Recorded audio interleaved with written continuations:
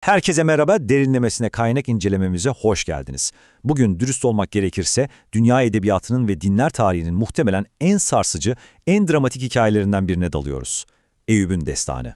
Ama bunu tamamen eski ve yeni antlaşmada, yani Yahudi-Hristiyan metinlerinde yazıldığı şekliyle tamamen tarafsız bir şekilde inceleyeceğiz. Önümüzde kelimenin tam anlamıyla zihnimizi açacak harika bir serüven var. O yüzden hiç vakit kaybetmeyelim ve hemen başlayalım. Ne dersiniz? Pekala, hadi hemen konuya dalalım. Şimdi neden bu konuya koca bir analiz ayırıyoruz diye düşünebilirsiniz. Aslında cevap çok basit. Şöyle bir baktığınızda eski antlaşmada, yani Hristiyan ve Yahudi kaynaklarında Eyüp kitabının tam 42 bölümden, evet yaklaşık 40 sayfadan oluştuğunu görüyoruz. Öte yandan Kur'an-ı Kerim'de Hazreti Eyüp'ün hikayesi oldukça özlü, sadece 8 ayette özetleniyor. Yani aradaki bu devasa hacim farkı bile Kitab-ı Mukaddes'in bu destansı hikayeye ne kadar inanılmaz bir detay, ne kadar çok felsefi tartışma sığdırdığının en büyük kanıtı. Biz de tam olarak bu derinliğe, bu geniş kaynağın ta içine iniyoruz bugün. Birinci bölüm, Uz diyarında kusursuz bir hayat ve kozmik iddia. Şimdi hikayemiz kronolojik olarak Uz ya da bazı çevirilerde geçen adıyla Uz diyarında başlıyor. Eski anlaşma bize Eyüp'ü kusursuz, son derece dürüst, Tanrı'dan korkan ve kötülükten köşe bucak kaçan, adeta olağanüstü erdemli bir adam olarak çiziyor. Her şey mükemmel görünüyor değil mi? Ta ki anlatı aniden yeryüzünden göksel mahkemeye sıçrayana kadar. O dramatik kozmik sahneye gidiyoruz. Meleklerin ve şeytanın Tanrı'nın huzuruna çıktığı an. Ve tam burada şeytan inanılmaz derecede iddialı bir çıkış yapıyor. Göksel mahkemedeki bu iddianın ne kadar büyük bir riski barındırdığını anlamamız için önce Eyüp'ün sahip olduklarına bir bakmamız lazım. Yani o sıradan biri değildi. Kaynaklara göre doğudaki insanların açık ara en zenginiydi. Sayılara bakar mısınız? 7.000 koyun, 3.000 deve, 500 çift öküz, 500 eşek ve tam 10 çocuk. İşte şeytanın bütün argümanı da tamamen bunun üzerine kuruluydu. Diyordu ki, Eyüp Tanrı'dan boşuna mı korkuyor? Etrafına adeta çit çektin ama her şeyini bir elinden al, bak bakalım yüzüne karşı sana nasıl sövecek. Yani şeytan, Eyüp'ün inancının ve sadakatinin tamamen bu lüks, konforlu ve korunaklı hayata bağlı olduğunu iddia ediyordu.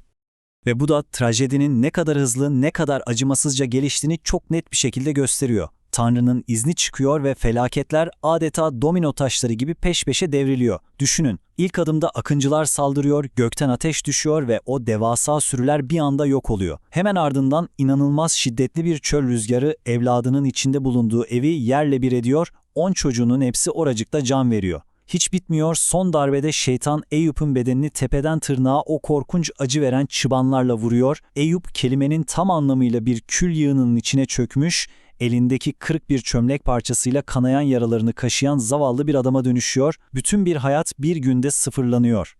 Şimdi bu durumun psikolojik ağırlığını gerçekten hissedebilmek için metindeki şu sarsıcı diyaloğa bakmamız şart. Eyüp'ün karısı kocasının bu perişan halini, bu akıl almaz yıkımı görünce dayanamıyor ve o meşhur çarpıcı cümleyi kuruyor. Hala doğruluğunu sürdürüyor musun? Tanrı'ya söv de öl bari. İnanılmaz değil mi? Bu Kitab-ı Mukaddes geleneğinde insanın mutlak çaresizliğini, o tam anlamıyla dibe vuruş anını temsil eden en vurucu sahnelerden biri. Düşünsenize, hayatı paylaştığı, dünyadaki en yakını olan kişi bile her türlü umudu kesmiş ve artık isyan etmesini söylüyor. Fakat az önceki o karanlık, isyankar tavsiyeye Eyüp'ün verdiği yanıt tek kelimeyle muazzam bir metanet örneği. Diyor ki, bu dünyaya çıplak geldim, çıplak gideceğim. Rab verdi, Rab aldı. Hatta karısına dönüp Tanrı'dan gelen iyiliği seve seve kabul edelim de kötülüğü kabul etmeyelim mi diye karşılık veriyor. Bu gerçekten akıl almaz bir şey. O tarifsiz fiziksel ve duygusal acının tam ortasında bile inancına sımsıkı sarılan bir insanın inanılmaz bir ilk direnişine şahit oluyoruz burada. İşte bu noktadan sonra hikaye bambaşka bir forma bürünüyor, derin ve upuzun bir felsefi tartışmaya evriliyor. Önce Eyüp'ün 3 arkadaşı çıka geliyor. Elifaz, Bildad ve Sofar. İlk 7 gün, 7 gece tek kelime dahi etmeden öylece onunla birlikte o küllerin içinde oturuyorlar. Bir nevi sessiz bir yas tutuyorlar. Fakat o sessizlik nihayet kırıldığında eski antlaşmanın en çetin teolojik tartışması başlıyor. Arkadaşları onu haftalarca yargılamaya başlıyor. Temel mantıkları çok acımasız. Eğer böylesine korkunç bir acı çekiyorsan kesinlikle başımıza gelen bu felaketlere sebep olan gizli ama çok büyük bir günahın olmalı diyorlar. Ancak Eyüp Bu acımasız, dayanaksız suçlamalar karşısında asla geri adım atmıyor, masumiyetinde ısrar ediyor. Arkadaşlarına karşı kendini savunurken ızdırabının o en çiğ, en sarsıcı gerçekliğine iniyor. Kaynağın kendi çarpıcı tasviriyle, "Derim karardı, soyuluyor, kemiklerim ateşten yanıyor." Düşünün, işlemediği bir günahın bedelini ödüyormuş gibi hissetmenin verdiği o korkunç ruhsal çöküşle doğduğu güne lanet ediyor adam. Arkadaşlarının o sığ, ezberci açıklamalarını elinin tersiyle itip, masumiyetini kanıtlamak için doğrudan Tanrı ile yüzleşmeyi, kendi davasını bizzat ona sunmayı talep ediyor. Cesarete bakar mısınız? Ve geliyoruz ikinci bölüme. Kasırganın içinden gelen ses. İşte bu çaresiz feryatların, o bitmek bilmeyen uzun tartışmaların ardından eski anlaşma metninin o en ihtişamlı, en nefes kesici doruk noktasına ulaşıyoruz. Tanrı nihayet Eyüp'e cevap vermeye karar veriyor.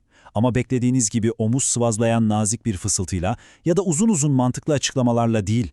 Tanrı, dehşet verici, kükreyen dev bir çöl kasırgasının, fırtınanın tam kalbinden sesleniyor.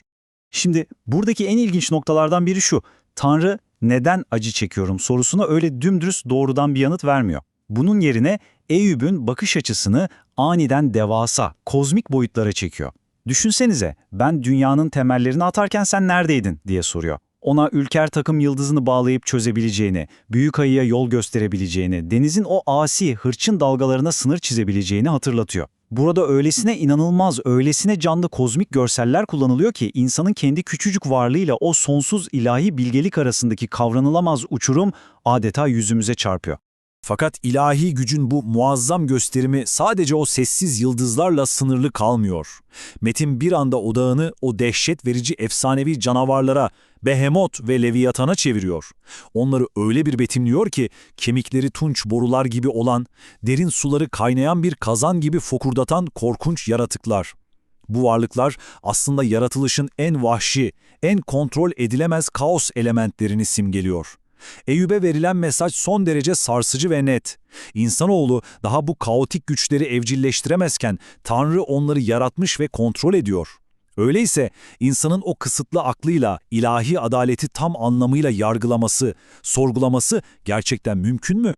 Bu inanılmaz kozmik ihtişam karşısında Eyüp kendi küçüklüğünü kabul edip sessizliğe bürünüyor. Ve hikayenin eski antlaşmadaki çözümü her şeyin tam 2 katına çıkmasıyla kendini gösteriyor. Eyüp ilahi otoriteye boyun eğip o acımasız arkadaşları için dua ettikten sonra Tanrı Eyüp'ü haksız yere suçlayan arkadaşlarına öfkeleniyor ve onları sertçe azarlıyor. Ardından ne mi oluyor? Eyüp'e başlangıçta kaybettiği her şeyin tam 2 katı iade ediliyor. 14.000 koyun, 6.000 deve, yepyeni bir aile ve çok uzun bereketli bir ömür. 3. bölüm. Hristiyanlıkta zirve, yani sabrın timsali. Şimdi hadi biraz ileriye gidelim ve bunun nasıl geliştiğini görelim.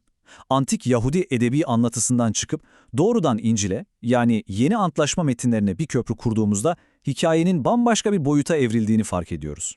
Binlerce yıllık bu kadim hikaye erken dönem Hristiyan teolojisinde çok spesifik bir inanç temeline dönüştürülüyor. İncil'in bölümlerinden biri olan Yakup mektubunda karşımıza çıkan bu yeniden çerçeveleme aslında oldukça kritik bir detay.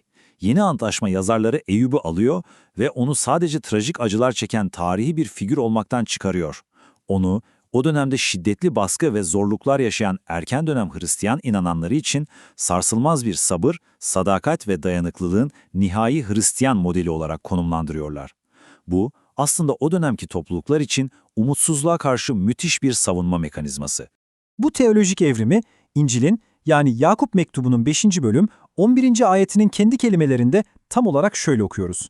Eyüp'ün sabrını duydunuz, durumunu Rabbin nasıl sonuçlandırdığını da gördünüz, Rabbin çok acıyan ve sevecenlikle davranan olduğunu bildiniz. Hristiyanlığın buradaki teolojik çıkarımı son derece açık ve net. Dayanıklılık ve sadakat günün sonunda mutlaka ilahi merhameti getirir, ilahi plan insana ne kadar karanlık, ne kadar anlaşılmaz görünürse görünsün, sonu mutlaka sevecenlik ve merhametle bağlanacaktır.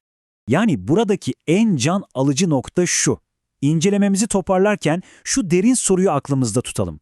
Binlerce yıldır sayısız kültür, sayısız insan tarafından okunan Eyüp'ün destanı, insanın karşılaştığı talihsizliklere ettiği basit bir acı feryadı mı, yoksa evrenin o muazzam, akıl almaz yapısı içinde kendi küçücük yerimizi aradığımız, dürüstlüğün ve ilahi adaletin sınırlarını sorguladığımız o ebedi felsefi arayışın ta kendisi mi?